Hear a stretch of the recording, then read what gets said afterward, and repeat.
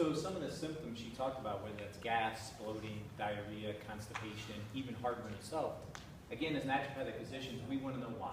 Why are you experiencing those symptoms? We want to get to the bottom of that. So I talked about the urine test will do, looking for certain deficiencies, certain metabolic breakdown products that are elevated, the organic acids. Talk about some of the Boston Heart with the blood sugar.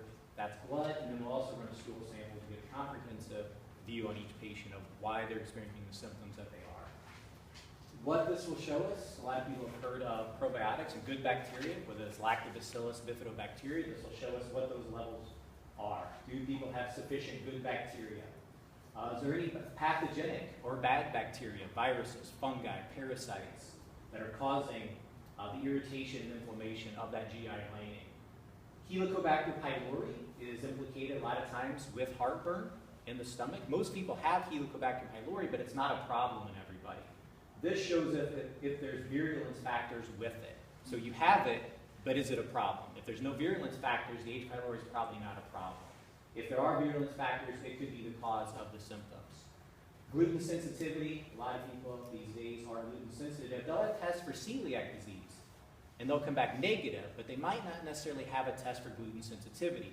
So we'll run this, and it'll show us if there's elevations if somebody's actually sensitive to gluten, but doesn't have celiac disease. Very important, because again, that can cause irritation and inflammation of that gut lining to what she was talking about. And those botanicals are very helpful. The marshmallow, the slippery elm, the licorice, very, very soothing to that GI lining if we do have irritation, inflammation, and gut permeability. Digestive function, so if somebody needs pancreatic enzymes, it'll show us if they're deficient, they need support breaking down that food, and then it'll show us if there's levels of inflammation. Again, that leads to the leaky gut. So here's a picture of the lining of our gut, and you can see on the left, that's how it should be. It should be, those cells should be tight together. There should be no space in there. And on the right, that depicts our leaky gut. That is the gut wall, the gut lining that is irritated, that's inflamed. Now, undigested food particles, toxins, and bacteria can get in the bloodstream and stimulate the immune system. And that can manifest in many different ways, whether that's joint pain, rheumatoid arthritis, whether that's rash, allergies, Hashimoto's thyroiditis, somebody's hypothyroid. Well, why? Is there an autoimmune attack in the thyroid gland? It manifests in different people in different ways. Some people can attack the brain. That can manifest whether that's ADHD and other neurological conditions. So leaky gut, very, very important. And a lot of those markers being elevated can lead us to the conclusion that somebody could possibly have leaky gut in addition to their symptoms as well. This is another picture depicting that cell lining.